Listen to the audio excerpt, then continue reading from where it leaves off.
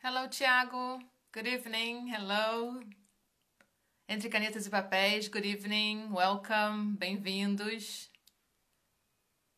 Hello, Marcos. Olá. Daniel. Hello.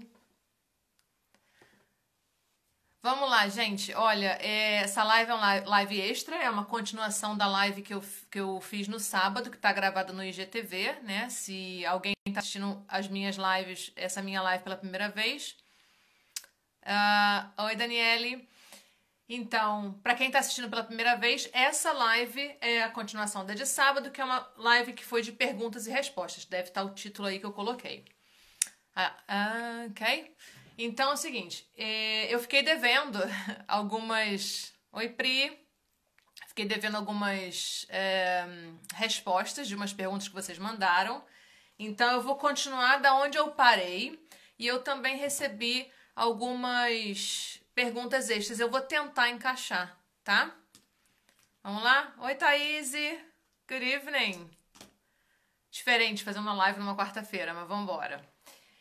Eu terminei a live passada falando sobre esses greetings. Vê se tá dando pra ver direitinho. Isso já foi falado na live passada, de sábado. Mas eu só queria dar uma recapitulada aqui. Oi, Hugo. Hello. Queria dar uma recapitulada. Por quê? A pergunta seguinte... que me fizeram era sobre fazer amizade com britânicos. Então é o seguinte, eu vou voltar daqui um pouquinho, como é que a gente cumprimenta as pessoas no dia a dia, tá? Então seria o nosso... E aí, oi, tudo bem? Oi, tudo bem? Que às vezes a gente pergunta para as pessoas, eu pelo menos, né, no Brasil, oi, tudo bem? Eu não quero uma resposta longa, eu quero que a pessoa fale, oi, tudo bem? Tudo e você? É assim, né? Então é o seguinte... A gente tem essas aqui, eu vou ler rapidamente, mas também não vou entrar em detalhes, porque os detalhes dessas perguntas estão na live passada. Então aqui, ó, how's it going? How's it going? Aqui eu posso usar o are ou não, eu posso falar how are you doing? Ou how you doing? How you doing? How's it going? Né? Oi, Gabby, hello.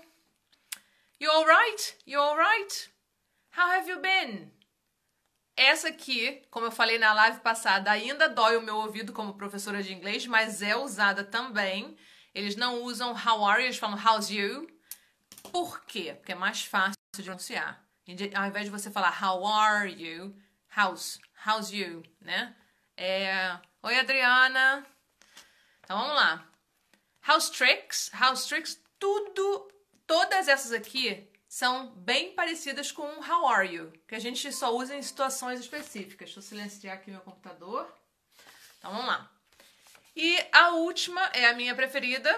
How's tricks in your neck of the woods? How's tricks in your neck of the woods? Tipo assim, e aí, como estão as coisas? Mas literalmente, e aí, no seu bairro, na sua cidade, né? Na sua redondeza. How's tricks in your neck of the woods? É uma gíria britânica aqui, ó. In your neck of the woods. Tá? Então, pegando esse gancho, foi assim que eu terminei a live passada. Eu tive uma pergunta de uma seguidora que falou: eu acho difícil fazer amizade com britânicos e tal.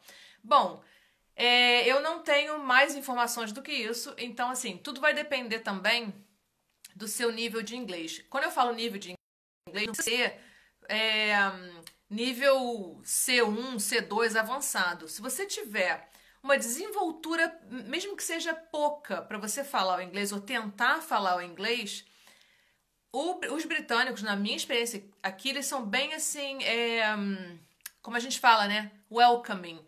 Eles dão valor ao mínimo de inglês que você tenta falar com eles, sabe? Então, assim, mas você não vai chegar para um britânico, não vai. Você pode, né? Mas, assim, não é natural... Não é do dia a dia você chegar para uma pessoa que você mal conhece e falar um how are you.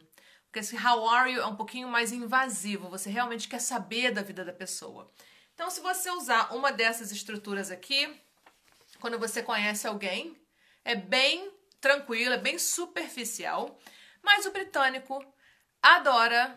Oi, Ju! Oi, Cecília! O britânico adora falar sobre o tempo. adora. Mesmo porque, como eu falei também, eu tô olhando lá pra fora que o vizinho tá fazendo alguma fogueira ali, tem uma fumaceira. Enfim, eles adoram falar sobre o tempo, porque aqui, por dia, você vive quase que as 4 estações, entendeu? Milene, hello, welcome. Então, assim, é muito comum se você tá num ponto de ônibus esperando um ônibus, se você tá numa fila de um mercado, se você tá com um vizinho aqui que passou pela rua, você olha, mesmo que esteja chovendo, eles vão falar lovely day, isn't it? Lovely day. Mesmo que esteja chovendo.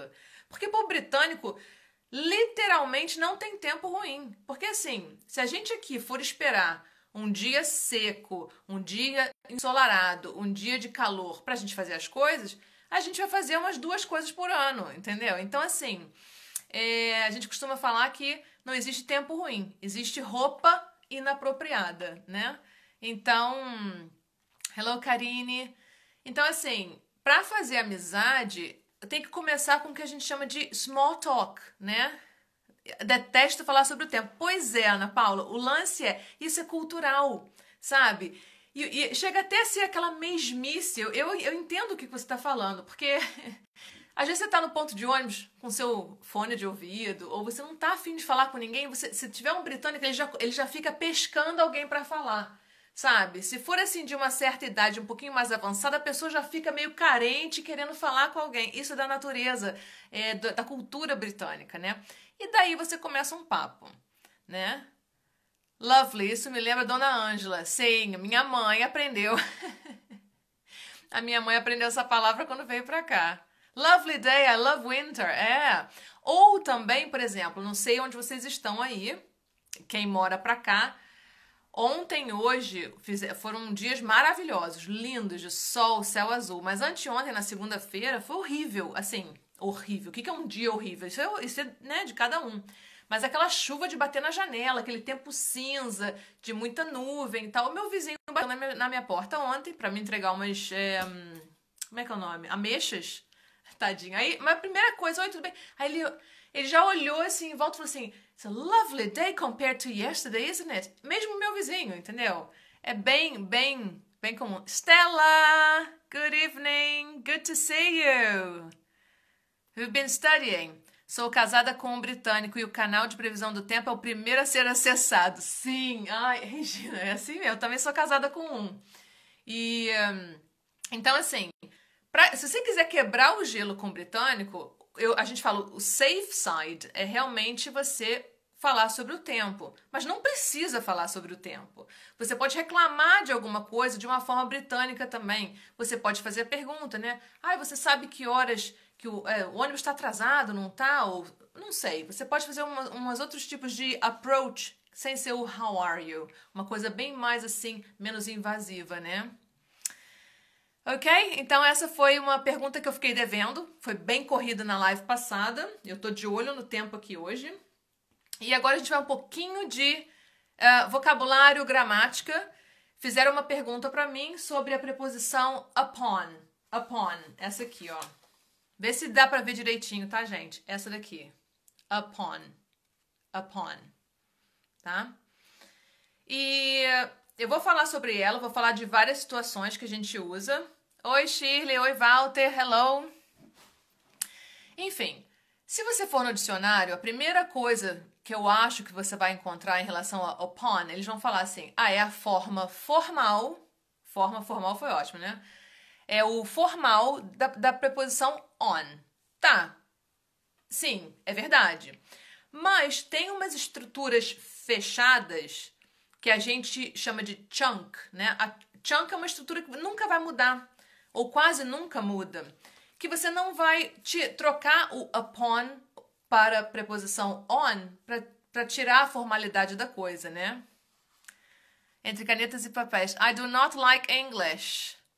Oh, I'm sorry, so this live session is not for you, I'm afraid. Vamos lá. Então aqui, ó, upon, chunks, tá vendo? Eu separei alguns chunks que a gente já sabe. Olha aqui, ó. Once upon a time. Isso aqui é um chunk, vem sempre junto assim. Once upon a time é o nosso era uma vez, quando você vai contar uma história. Então você fala era uma vez, once upon a time. Então é fixa essa estrutura aqui, fixa, once upon a time. Essa aqui de baixo tá na voz passiva, tá vendo, ó?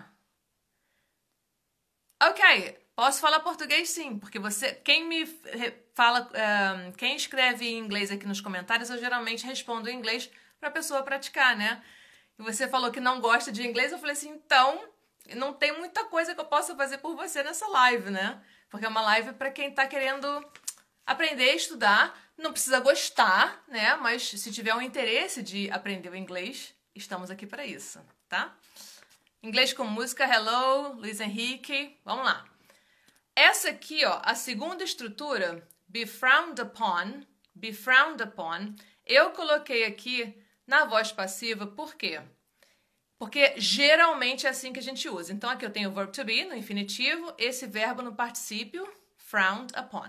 Então, eu vou desmembrar ela, tá? Fixa com essa aqui na cabeça. Be frowned upon. Meio complicado de eu traduzir, mas to frown é quando você franze aqui assim, sabe? Quando você não gosta. I love English and the best teacher, Claudia. Oh, Marcus, come on, thank you. Quando você franze aqui, porque você desaprova alguma coisa, sabe? Thank you, Paula. Manda bala. Vambora. Então, quando você não concorda com alguma coisa, você faz assim porque alguém fez uma coisa que você não gostou ou não concorda, você frown upon something, tá? Mas, geralmente, a gente usa aqui, assim. Então, assim, tem coisas... Study English every day, welcome. I agree with Marcos. Hello, Regina. Então, tem coisas, por exemplo, eu sou professora, né? Há anos. Então, tem coisas em sala de aula que a gente pode fazer, mas não deve. Como assim não deve? Porque a direção da escola ou o dono da escola pode não gostar. Então, certas coisas podem ser frowned upon. Entendeu? Então, assim, dependendo da escola que você trabalhe, eles vão pedir para você, não pode usar gíria, não pode usar isso, não pode ensinar gíria até, já passei por isso. Porque... Aí eu perguntava, mas por que não? Oh, because it's frowned upon. Então eles falavam it is. Quer ver? It's frowned upon. It is, né? Peguei o verb to be, coloquei no presente aqui. It's frowned upon. Ou seja, eles desaprovam, né? Não é uma coisa que se deva fazer.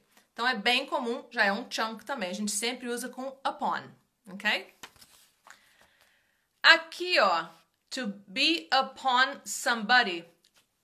Se eu não me engano, na live passada eu apresentei para vocês uma abreviação de dicionário.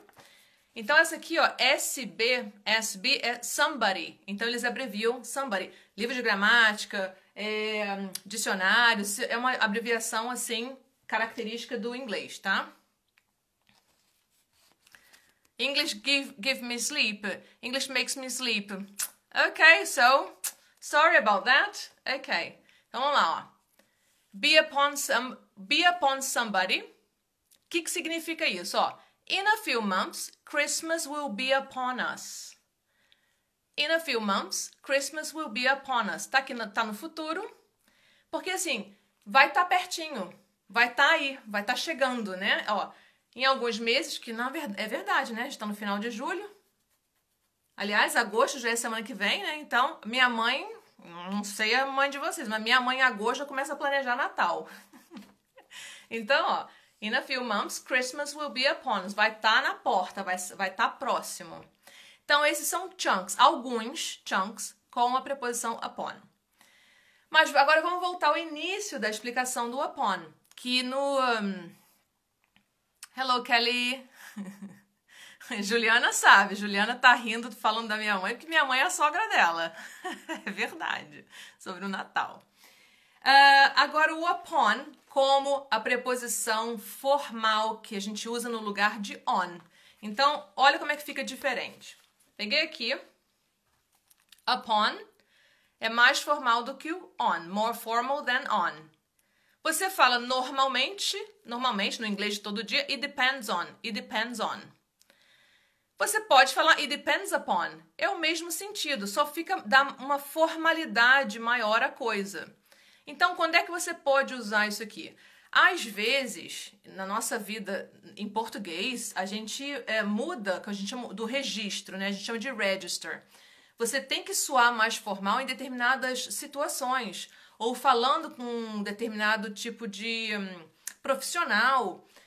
Você está numa reunião de trabalho, onde você está falando só com os seus superiores e você não quer ser tão muito coloquial, você pode usar isso na língua falada. Mas é mais usado na língua escrita, para textos formais, como cartas formais, e-mails, memorandos, que mais? Currículos, carta de apresentação, né? E textos acadêmicos, né? Depends upon. Fica mais chique, mas assim, eu não uso isso no meu dia a dia. Eu uso sim nos meus textos acadêmicos da faculdade, tá? Mesma coisa aqui, ó, based on, based upon, based on, based upon, baseado em, né? E aqui, ó, olha a diferença. Eu posso falar assim, ó, as soon as you arrive, please go to reception. Ou upon your arrival, please go to reception. É o mesmo sentido, ou seja, na sua chegada, assim que você chegar, vá para a recepção. O que dá? Olha que interessante. O upon já é formal. Arrival, ao invés de usar o verbo arrive, sempre que você usar o substantivo, ele fica mais formal também. Então, em textos acadêmicos, eu falo muito texto acadêmico porque é a maioria do uso dessa forma, né? Então, você quer entrar para uma faculdade. I like English, I like it, but the problem is the difficulty. Okay, so this is the place for you. Então, aqui é o lugar certo. Porque o meu trabalho aqui é tentar facilitar isso, então, para você. Seja muito bem-vinda ou bem-vindo. Vamos lá. Então, upon your arrival, please go to reception. Eu posso falar as soon as you arrive. Percebe como é que fica diferente, né? Você chega no aeroporto, tá escrito lá arrivals, que é o substantivo, né? De chegar. Então, ó, na sua chegada, vá para a recepção. Certo? Então, essa foi a outra pergunta que eu tinha ficado devendo na live do sábado. Já ia falar semana passada. Deixa eu ir cortando aqui, para não esquecer de nada. Tá. Beleza, gente? Alguma pergunta aí? Tô de óculos hoje, tá, gente? Uma pergunta que eu recebi, eu achei muito legal, porque nem muita, assim, me fizeram poucas vezes na vida, e às vezes as pessoas não fazem porque elas não pensam. Aliás, elas acho que não passa pela cabeça das pessoas. Me perguntaram assim, eu não vou lembrar exatamente as palavras da pergunta, mas assim, o que pra mim foi uma dificuldade de adaptar com a língua. Obrigada, Regina, valeu pelo feedback. De me adaptar com a língua. Eu vou falar das duas formas. Obrigada, Fernanda. I'm a girl, ok. Então, welcome, entre canetas e papéis. I'm a girl, ótimo, bem-vinda. Eu vou falar da minha...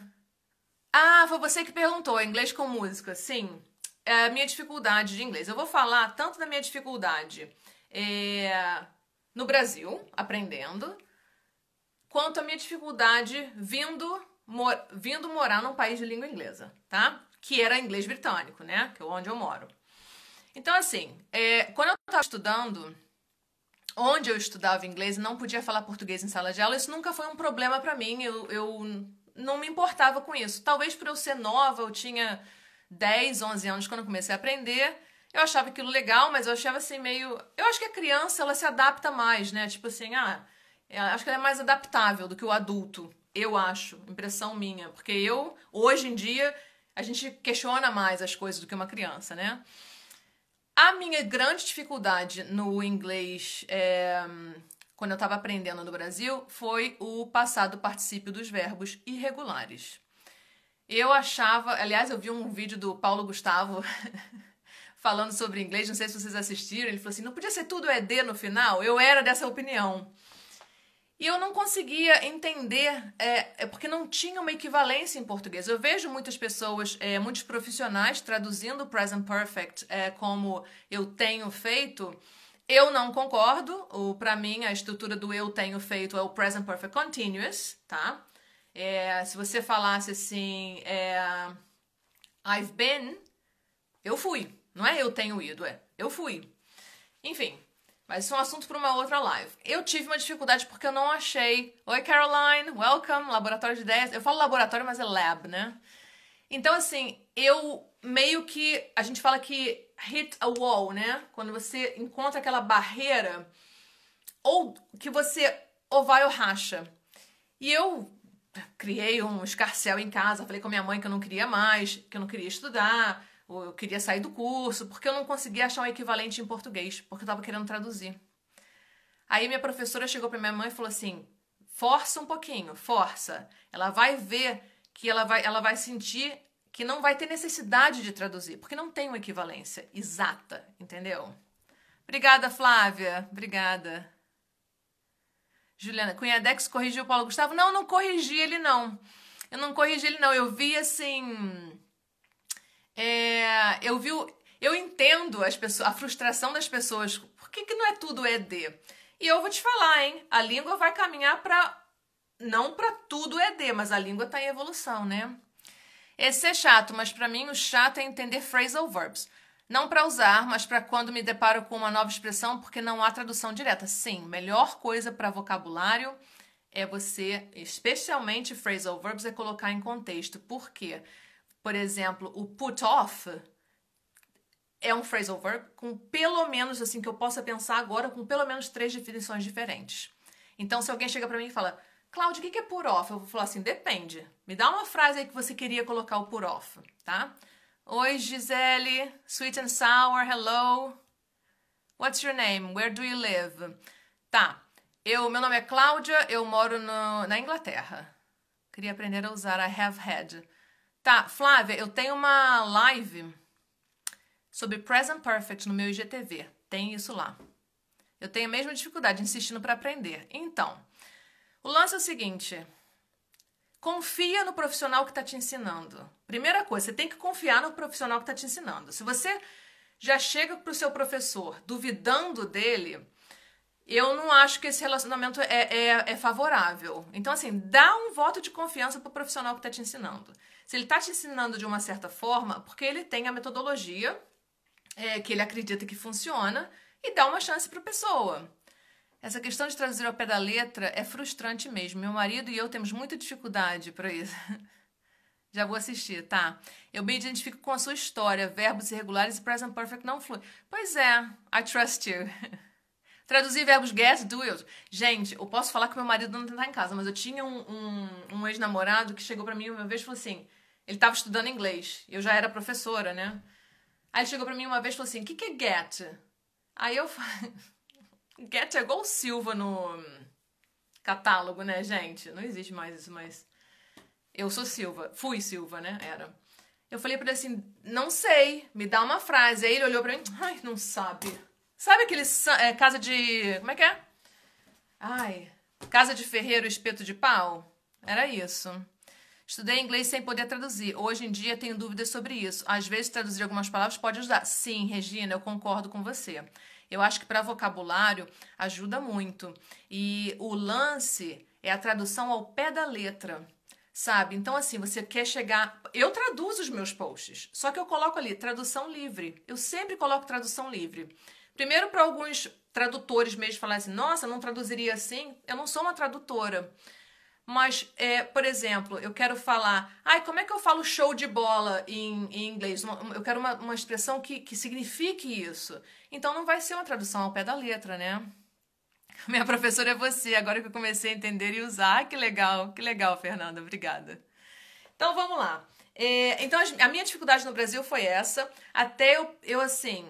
A minha mãe, lógico, eu era uma fedelha, gente, eu tinha 10 para 11 anos. A minha mãe falou assim, cala a boca e vai. E obedece tua professora. Eu não esqueço, minha mãe falou assim, ela é uma ótima moça, falou da minha professora. Eu engoli aquilo, eu falei assim, tá, eu tenho que respeitar a minha professora. E eu passei aquela barreira. E dali, eu comecei a ver assim, não, tem coisas que você traduz, tem coisas que fica esquisito se traduzir, né? Realmente, traduzir tudo atrapalha muito. Agora eu comecei a me desvencilhar das traduções. Sim, eu não sou contra a tradução, eu só sou, assim, contra a gente querer traduzir tudo. Eu acho que a tradução funciona como uma muleta por um tempo, até você não precisar mais dela. Igual a rodinha de bicicleta, né? Quando você está aprendendo, até você não precisar mais. Mas às vezes você quer falar uma coisa e o aluno quer que você traduza tudo, tintim por tintim. E eu demoro muito tempo para traduzir. Me cansa a tradução, né? Porque você começa a pensar em inglês para você poder fazer o tal do shift. Então essa foi a minha dificuldade lá no Brasil. Quando eu vim para cá, bom, primeiro quando eu trabalhei em cursos americanos no Brasil o tempo todo, apesar de ter estudado em inglês britânico, mas toda a minha influência no Brasil era americana, meu inglês era bem americanizado, ainda tem os traços de americanismo aqui na minha pronúncia, mas quando eu cheguei aqui, as pessoas falavam, nossa, American or Canadian, era gritante assim. Eu não tive dificuldade para me comunicar, eu falando. Mas, deixa eu só ler um aqui. Pra mim, quem faz tradução simultânea é herói, também acho. Eu não conseguiria nem nessa nem na próxima vida, também acho. Eu faço isso quando eu vou pro Brasil com meu marido, então eu não é férias pra mim. Aí eu falo pra ele, não, agora se vira. Eu brigo com a mente, ela quer traduzir até as coisas mais óbvias. Pois é, gente, se eu pego esse objeto aqui e falo they're scissors, é claro que mesmo você não falando português, na sua cabeça você vai pensar, tesoura. Tesoura? Claro que a tradução visual vai acontecer. Não tem como. A gente tem a nossa língua mãe, já tá lá dentro. Não tem como a gente esquecer ela. Isso é linguística, entendeu? Norfolk. Eu vivo em Thetford. Norfolk. Eu amo tudo e tenho usado muito as suas dicas. É exatamente o que eu preciso. Ai, que legal. Bom saber. Today I can understand and use the present perfect tense, but it's a little hard indeed. Yes, because it's not natural for us Brazilians. Agora, chegando aqui, ou seja, eu acho assim, eu sempre me comuniquei muito bem a partir do momento que eu era professora de inglês, né? Mas cheguei aqui, qual foi a minha maior dificuldade? Várias coisas. Primeiro, o senso de humor, que é diferente. Eu adoro o senso de humor britânico, mas eles são mais sarcásticos, eu acho, do que o brasileiro. As piadas, lógico, que são mais difíceis da gente entender, porque as piadas, às vezes, são baseadas em jargões de novela, ou algum programa de televisão, ou alguma pessoa famosa, então, ou um fato histórico. E que se você não tem essa bagagem né, no seu passado, você fica assim, nossa, não entendi. E você não tem que entender tudo.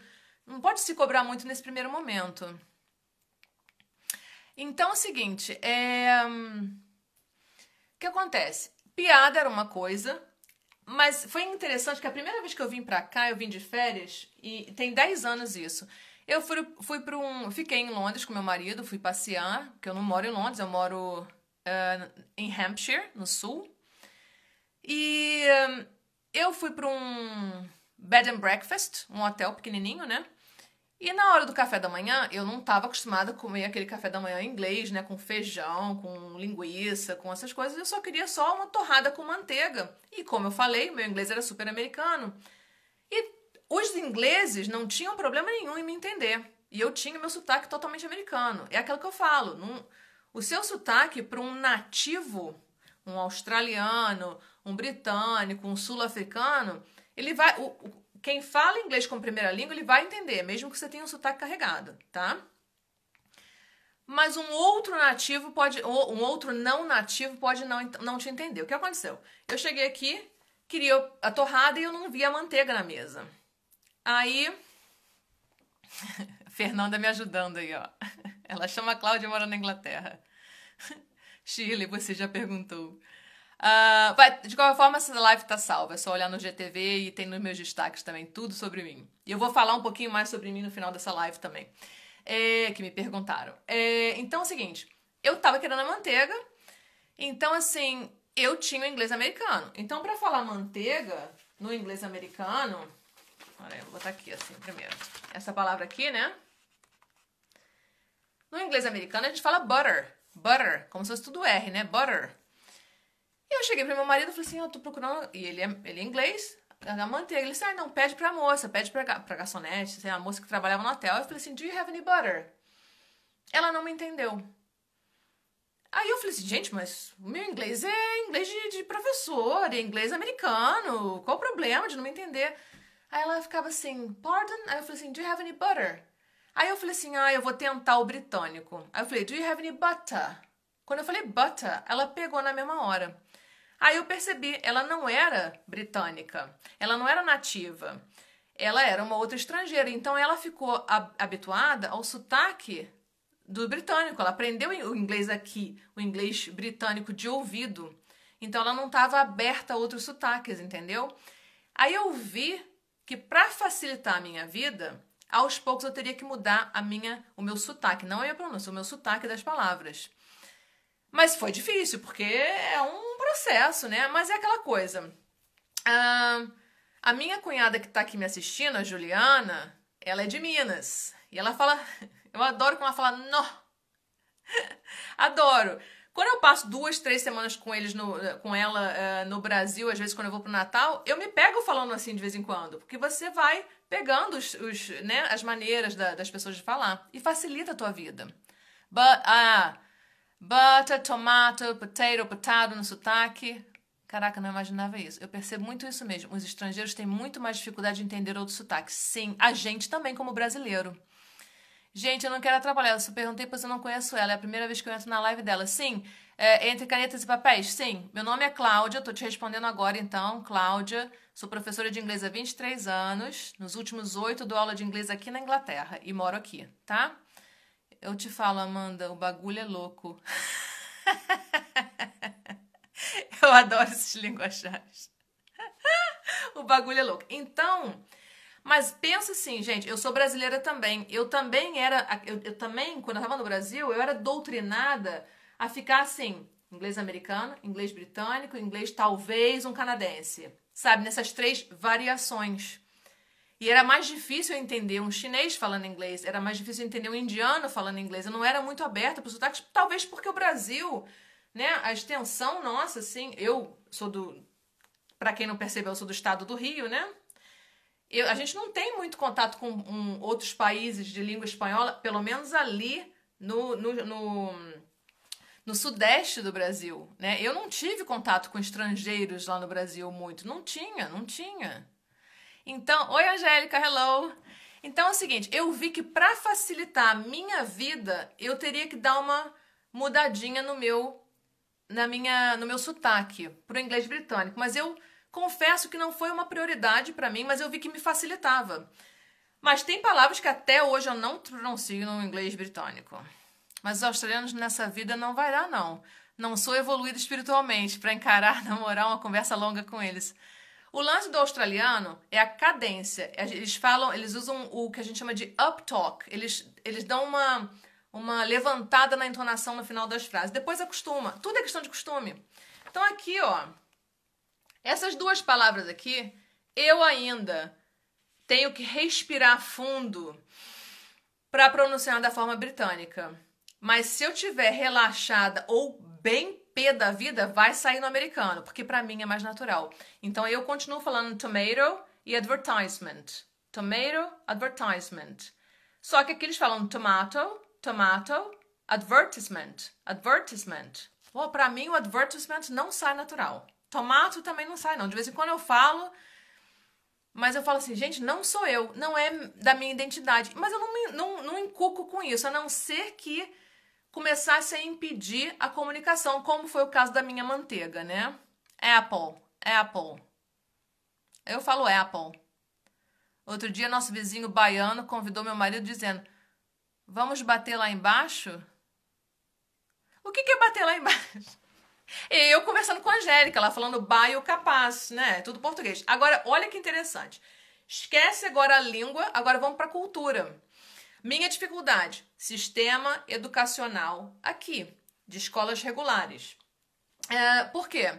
Gente, no Brasil, na época que eu estudei no Brasil, era ginásio, era 1º grau e 2º grau. Agora eles têm uma numeração muito louca que eu não estou familiarizada. Meaning, vamos nos encontrar lá embaixo. Ah, entendi. Eu falo beautiful, beautiful, mas você pode falar beautiful, não tem problema. O beautiful com r, né, com o sotaque que a gente chama de rótico, é o sotaque americano, beautiful. Beautiful, que até meu marido usa, apesar dele ser britânico. Mas você pode falar com um T mesmo, beautiful, beautiful. Enfim, então, ó, eu custei a aprender, aliás, eu sei muito pouco, tá? Eu sei quase nada. Mas A-levels e O-levels, isso aqui são uns níveis que você atinge na escola, que você faz uma prova, né? Uma qualificação. Então, às vezes, eu custava entender sobre o que a pessoa estava falando. Não, she's doing her A-levels, she's doing her O-levels. Eu não sabia qual que era a idade da pessoa, né? Até hoje eu me confundo, tá, gente? Porque eu não tenho filhos aqui, eu não tenho... Eu tenho minhas sobrinhas que estavam na escola, eu aprendi isso com elas, mas já esqueci, porque é uma coisa que não faz parte do meu dia a dia. Ensino fundamental, ensino médio. Isso. Então, assim... Faz parte do meu dia a dia? Eu vou precisar aprender. Não faz parte do meu dia a dia? Gente, construção não faz parte do meu dia a dia. Eu não preciso aprender a rebimboca da parafuseta. Eu não sou um builder, eu não sou engenheira, eu não sou mecânico, né? Igual o carro, parte de carro no Brasil. Eu sei o básico, né? Pois é. Isso, Fernanda. Olha só, outra coisa interessante. Aqui, peso corporal, eles não usam, vou chegar, hein? Eles não usam pound, libra, como eles usam nos Estados Unidos. Aqui eles usam a unidade de medida chamada stone, pedra. Socorro, esses levels buga muito, eu fico tanto tentando entender por causa dos requisitos das universidades. Sim. Oi, tia Virgínia. Mesma coisa eu aqui. Eu tô na faculdade aqui, o seu diploma é equivalente a isso, aquilo. Eu falei, nossa... Então é o seguinte, vamos para o peso agora. Você vai no médico aqui ou você vai conversar com uma pessoa no pub e a pessoa está falando que o cachorro dela pesa 4 stone. No, it's a 4 stone dog. Aí você fala assim, gente, eu sei inglês, eu sei gramática, mas eu não entendi o 4 stone dog. O que é isso? É um cachorro que pesa 4 stone e não coloca stones no plural, só stone. Eu custei entender isso, eu vou explicar. Agora, bora traduzir rebimboca da parafuseta para o inglês. Português tem essas coisas maravilhosas que é só dele, verdade. Aqui, ó, stone. E a gente, se você for no dicionário, é pedra, né? Mas é uma unidade de medida de pesos e medidas, né? Então aqui, ó, 11 stone, a gente coloca o ST, que não é, também pode ser abreviado como street, né? Mas você fala 11 stone. 11 stone, mais ou menos, eu anotei porque eu não sei de cor. 1 stone é mais ou menos 6,3 kg, tá? Então, às vezes a pessoa fala assim, Adele, né? Aquela cantora, Adele, ela perdeu peso pra caramba. O pessoal fala, nossa, she lost 4 stone. Eu falei assim, o que ela perdeu, gente? Sabe? Então, assim, eu sei Adele, eu sei lost, mas eu não entendi o 4 stone. Isso no início aqui, eu custei a me adaptar. Me ensina a medida inch, que até hoje eu não sei. Olha, pois é, essa pergunta que eu gostei muito, que foi feita pela Inglês com Música, porque acho que muitos alunos, quem é professor vai saber disso, muito aluno acha que o professor sabe tudo. E claro que a gente não sabe. Então, assim, o que aconteceu? O que eu fiz com o negócio do peso, né? Eu falei assim, bom, eu vou continuar usando quilos, porque tá na minha cabeça. Ótimo.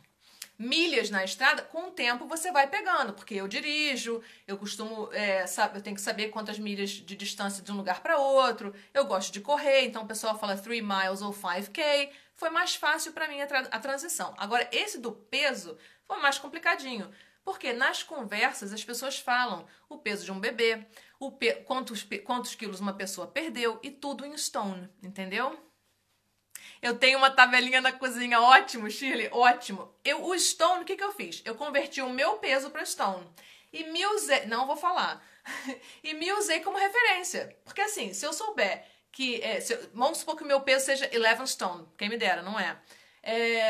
Qualquer pessoa que fosse abaixo de 11, eu sabia que a pessoa era menor do que eu, entendeu? Então eu me usei como referência. A mesma coisa com a altura em pés. Posso usar centímetros? Pode. Você pode falar o 170, que eu tenho 1,70 de altura? Pode. Você pode falar o que você quiser, mas as pessoas, em conversa, os nativos aqui vão usar pés, né? Então aqui, ó, essa é a minha altura. Como é que eu represento em pés? Aí você fala, I'm 5'7". Apesar de ser em feet, em pés, na hora de falar você deixa no singular, assim como stone, que é mais ou menos 1,70. I'm 5'7". Então, o que eu fiz? Eu não preciso saber a altura de todo mundo, mas eu sei que uma pessoa que seja 6 foot tall, que seja, né, 6 pés, é uma pessoa muito alta, bem alta. Até porque fazer regra de 3 toda hora ninguém merece. Verdade, Gabi. Verdade. Oi, Ana Lu. Então, pra mim, até... Aí eu chego, por exemplo, como a Thaís falou, aí eu chego num ambiente assim, eu tô fazendo uma obra na minha casa, né? Gente, tá uma loucura, tá uma bagunça. Então, às vezes eu tô aqui vendo um ambiente com meu marido, ele fala assim, não, qual é a medida dessa sala? Quantos pés tem aqui? Eu falei, ai, fala em metros. Nem em metros eu consigo visualizar muito. Entendeu? Então, assim, eu vou aprendendo, I learn as I go. Eu aprendo conforme eu vou vivendo. Então, por exemplo, eu sei que tem aí, Thaís tem filho. A Thaís teve 2 filhos aqui na Inglaterra. O vocabulário dela de maternidade, o meu é inexistente, o dela é ótimo, tenho certeza, porque você tem coisas que você vivencia numa língua que você não vivencia na outra. Então, assim, eu tenho coisas que eu vivenciei aqui na Inglaterra e não vivenciei no Brasil. Então, eu tenho vocabulário em inglês, mas não tenho no português. E eu tenho um professor da faculdade, ele é britânico, e ele é casado com uma alemã. E ele falou assim, nossa, eu morei na Alemanha anos e o meu vocabulário para maternidade, que ele teve filho lá, é todo em alemão. Ele falou, eu não sei nada dessas palavras em inglês, entendeu? Então isso é em qualquer idioma. E você vai se adaptando conforme a sua necessidade, né? Mas, ou seja, essas são ainda o que eu não demorei muito para me adaptar foi milhas. Milhas foi mais fácil, porque acho que pelo fato de dirigir, todas as placas aqui estão em milhas, então foi mais fácil de associar, né? Velocidade em milhas, que mais? Mas peso e altura ainda é dose. E o sistema o educacional também, para mim, eu já me confundo toda no Brasil, imagina aqui, né? Certo? Beleza? Oi, Tadeu! Vamos lá. Então, passei aqui. Tem um seguidor que está fazendo prova de motorista. Existe inglês específico para cada profissão? Existe inglês técnico, né? Então, assim, por exemplo, inglês, quem é da área de TI, né? De IT, vai ter um inglês que umas palavras técnicas. Eu estava até conversando com meu irmão esses dias. Ele falou, não, linguagem técnica eu sei tudo. Eu preciso aprimorar a gramática e vocabulário para conversar de outros assuntos, né? Então, você vai ter que... tem o inglês que é de... como é que se fala? De advocacia, né? De direito constitucional, de direito penal. Tem um vocabulário específico que eu não vou saber ajudar, né? Nunca conseguiria dirigir aqui. Vai sim, Regina. Demora 1 semana, você se acostuma. 1 semana. 1 semana. Eu sou da área de TI. Linguagem técnica é bem usada para procurar coisas no Google, sim. Na contramão. Então, vamos lá. Eu tenho um seguidor que está fazendo teste de motorista. Mesmo que só um de vocês aí esteja fazendo teste de motorista, tem umas palavras que é interessante você saber. Eu trouxe aqui umas expressões que têm a ver com o teste de motorista, mas também tem a ver com o que você vai escutar no rádio, porque às vezes você está escutando rádio e eles dão o trânsito, né? Como é que tá o trânsito, se tá engarrafado, se não tá. Às vezes o teu vizinho que quer fazer aquela conversinha mole, rapidinha ali, fala do trânsito, que tá caótico, ou que aconteceu um acidente em tal lugar. Então eu peguei aqui umas expressões, eu tenho que ver onde é que tá. Aqui, ó. Que o seguidor perguntou assim, quando eu coloco no Google para traduzir, fica sem pé nem cabeça. E eu peguei, eu não sei quais são as expressões, eu meio que chutei algumas, que são as que mais caem na prova também, e uma que serve para a vida toda, até se você for ciclista, até se você for pedestre, né? Então, pedestre todo mundo é. Peraí que tá aqui, de cabeça para baixo. Olha só. Então, aqui, ó. Hazard lights ou hazard warning lights é aquela luz, é o pisca-alerta do carro. hazard lights. Então, isso aqui é específico para um veículo. Mas o hazard significa perigo. É algum tipo de perigo que tem. É um alerta, né? Hazard warning lights. Então, é o pisca-alerta. Agora, essa palavra aqui é para todo mundo. Não é só para motoristas. O junction. Junction. Aqui na Inglaterra, qualquer interseção numa rua, pode ser em T, pode ser um cruzamento, né, de cruz mesmo, assim, pode ser em T, o T-junction, pode ser o crossroads, pode ser a saída de uma estrada, né, tem a saída 5, saída 20, saída 17, é uma junction, tá? Tudo que for assim, uma conexão entre uma rua e outra, entre uma estrada e outra, vai ser uma junction, tá? Ops. Esses dois verbos aqui, ótimos para quem tá andando, quem tá correndo, quem tá andando de bicicleta, de moto, de carro, de caminhão. Overtake. Overtake. Eu botei aqui no gerúndio ou como um substantivo. Overtake é você ultrapassar, tá? Overtake. Não é takeover, é overtake. Você ultrapassa a pessoa.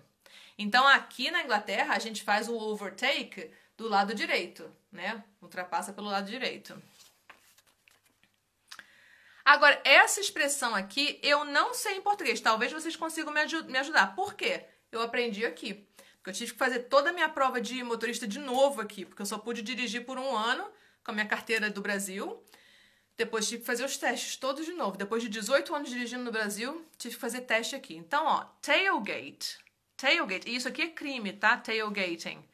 Crime. Você pode ganhar uma multa. É quando... Deixa eu pegar um... Tem um carro aqui. Vou pegar duas...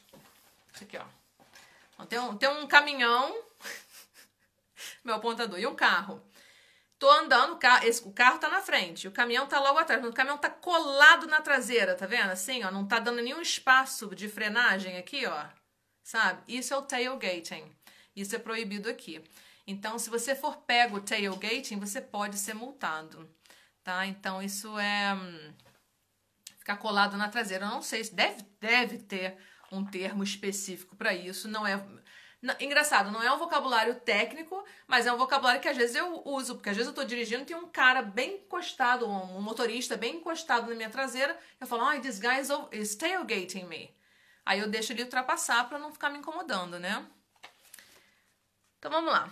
Agora, isso aqui talvez, se você jogar no Google, eu não sei como é que se traduza isso. Mas é lógico, se a gente for traduzir ao pé da letra, olha a tradução ao pé da letra, como é que dá complicação. Hard pode ser difícil ou duro, né, não flexível, e shoulder é ombro.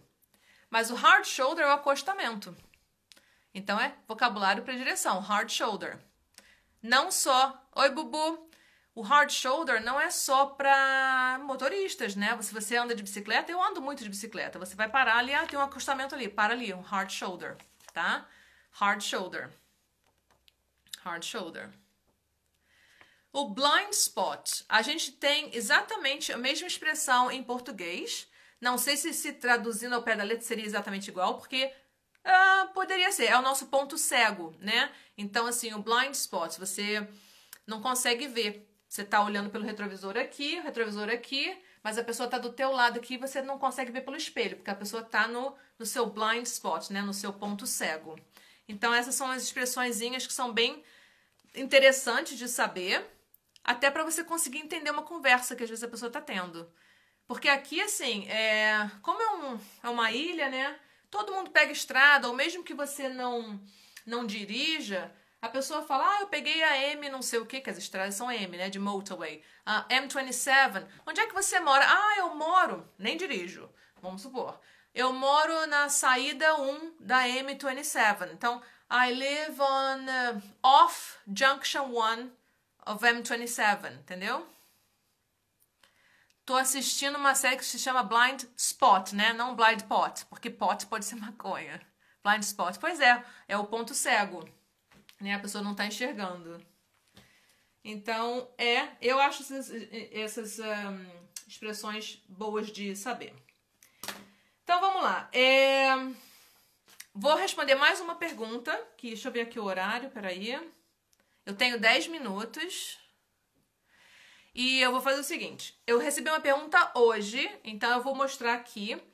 E se eu não conseguir falar sobre a minha qualificação Celta que eu tô devendo, eu vou ver se eu faço um vídeo essa semana e deixo no IGTV certinho, tá? E eu vou avisar uma coisa, esse sábado eu não vou fazer live, tá? Eu vou até explicar por quê. Eu tô meio que de mudança, não tô de mudança, mas a minha casa tá em obra, eu tenho que empacotar um monte de coisa. E vocês já sabem que eu tô terminando meu mestrado, então eu tô trabalhando durante a semana de segunda a sexta em dissertação. E sábado e domingo eu vou trabalhar empacotando coisa. Então, esse sábado eu não vou fazer live. Excepcionalmente, eu vou fazer no sábado que vem da outra semana, ok? Cláudia, entenda, você é fantástica. Conte comigo pra tudo. Ai, eu não sei o seu nome. Eu acho que eu não sei o seu nome em inglês com música. Ai, quero saber sobre o Celta. Tá, Daniela, eu vou fazer o seguinte. Eu vou ficar devendo, eu acho, porque é um assunto meio extenso e talvez não interesse a todo mundo que esteja assistindo aqui. Então, eu vou fazer um vídeo bonitinho e vou deixar no meu IGTV. A hora passou muito rápido. Tá vendo? Tudo que é bom dura pouco. Mentira. Coisa boa passa rápido. Olha só, uma seguidora me mandou essas duas frases. Gente, o papel eu cortei todo torto. Amanda. Ah, isso, você falou Amanda. Você falou e eu não lembrei. Amanda, isso. Não vou esquecer, não. Olha só, dá uma olhada aqui nessas duas perguntas. O que elas têm de igual? É o I thought she was e to the meeting, né? É o início e o final. Então é o seguinte, Oi, Thalita, welcome. Olha a frase 1 e a frase 2. I thought she was going to come to the meeting. I thought she was coming to the meeting. Eu tô segurando aqui em cima, depois vai ficar esquisito porque os comentários não ficam salvos, né? As duas frases estão corretas. Geralmente você pode usar uma pela outra, mas o mais natural de você usar é a 2. Mas as duas estão corretas, tá? Gramaticalmente falando. Isso implica o seguinte, as duas formas que a gente tem, entre aspas, de futuro, porque aqui, na verdade, já está no passado, né? Eu passei o verbo think para o passado, passei o is going to para o passado. Quando a gente fala going to come, she was going to come to the meeting, o going to dá a ideia de intenção, de plano. Talvez não definitivo. Então, assim, vamos passar isso aqui para o futuro, então. I think she's going to come, tá? I think she's going to come. Isso aqui, assim, eu acho que ela tem intenção de vir, tá? Caiu, hi again. Então, ó, tá certo, ela tem intenção. Mas esse aqui, ó, I thought she was coming, se eu passar para o presente, I think she's coming, o present continuous aqui, ó, I thought she was coming, ele era mais certeiro, tipo assim, eu achava que ela viria, que ela estava mais certa de vir, né? Então esse aqui, os dois estão corretos. Eu usaria um pelo outro, mas só para não ficar aquele som esquisito que fica do going to com come, né? Indo e vindo, a gente tende a usar essa aqui, ó. É mais natural. I thought she was coming to the meeting. Eu achei que ela viesse. Mas aqui já implica que ela não vem. I thought she was coming. Ué, cadê? Where's Mary? No, I thought she was coming. Eu achei que ela viesse. Tá vendo? A tradução não vai sair no gerúndio ou no ing aqui, né? I thought she was coming. I thought she was coming. Ok? Peraí, deixa eu ver aqui como é que tá a hora. Tá. Eu recebi Se alguém tiver alguma pergunta aí de última hora, faça. Eu vou finalizar o seguinte. Eu tenho um post explicadinho, bonitinho. Vou só dar uma passadinha rápida aqui. Deixa eu ver. Me fizeram uma pergunta sobre o teste de proficiência do Duolingo, que eu até semana passada eu não sabia que existia. Então eu dei uma pesquisada, tem alguns vídeos muito bons no YouTube explicando. E eu achei bem interessante a proposta deles. Não conhecia mesmo. Algumas faculdades eles aceitam. Então a dica é, vai no site da faculdade ou no site do Duolingo e vê se a sua universidade que você quer cursar ou se eles aceitam esse teste de proficiência. A dica que eu dou ali é o seguinte, é um teste bem rápido, você tem X segundos para responder cada questão, mas você ganhando tempo na questão 4, por exemplo, se você responder rapidinho, não significa que o tempo vai acumular para a questão 5. Então não adianta correr numa questão para ganhar tempo para a segunda. Então usa o tempo todo que você tiver naquela questão para responder. Na parte de fala, né, no speaking, eles vão te dar acho que tem uma parte que é de fala por 2 minutos. Quando você imagina eu falando por 2 minutos, eu falo, tô falando há 1 hora, entendeu? Porque eu tô falando de um assunto que eu sei. Agora, fala 2 minutos de um assunto que vão te perguntar lá na hora, e você fica assim, o que vão me perguntar? Então, assim, em inglês, a gente tem que evitar. Eu tenho um PDF no link da minha bio, no meu perfil, para melhorar o speaking. Em inglês não é natural eu estar falando inglês e falar assim. Sabe quando a gente está pensando? A gente usa muito no português, né? Esse som ele não é um som da língua inglesa. Então ele fica meio... Oi, dentistas brasileiros pelo mundo, hello!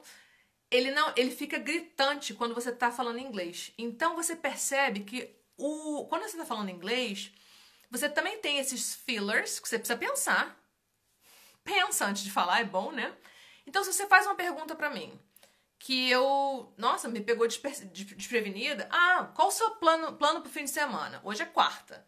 What are you doing on Saturday? Eu não vou falar eu vou falar that's a good question. On Saturday, what are my plans for Saturday? Então, assim, eu tô falando, mas eu não tô respondendo ainda. Mas eu tô falando. Isso é fluência. Entendeu? Então, às vezes, você fica tão preocupado em preencher 2 minutos falando sem parar, porque você quer dar uma resposta. Sim, eles usam muito o para pensar. E é verdade. Se você tirar o vício de falar já suaviza muito o som, né? Já melhora muito para quem tá te ouvindo. Você já soa melhor. O inglês já soa melhor, não soa tão estrangeiro demais, entendeu? Então, assim, se você for perguntar, faz uma pergunta que é bem simples.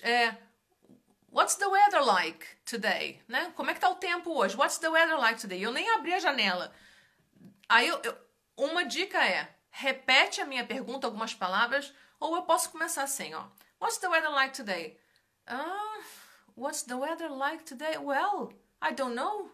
Let me check. I think I would say it's a bit chilly. Então, assim, você pode falar pausadamente e você pode ganhar tempo com isso, usando os fillers. Então, os fillers também tem os chunks da língua. Então, assim, nossa, boa pergunta.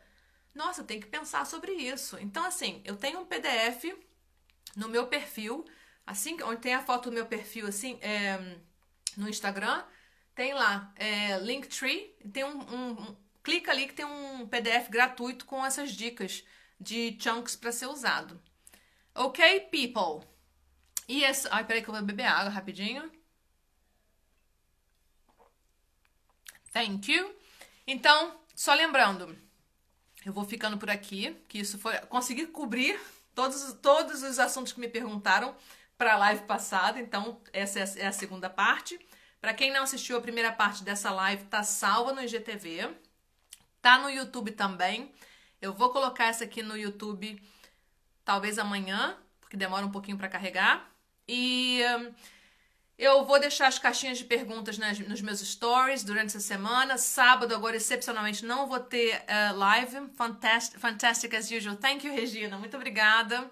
E muito bom ver vocês aqui hoje. E só lembrando que esse sábado... Nossa, eu tô engasgada. Excuse me. Thank you. Eu tenho 28 segundos. Thanks for watching, everyone. And I'll see you next week. Eu vou anunciar quando eu vou fazer a próxima live, ok? Bye bye, guys. Thank you. Cheers.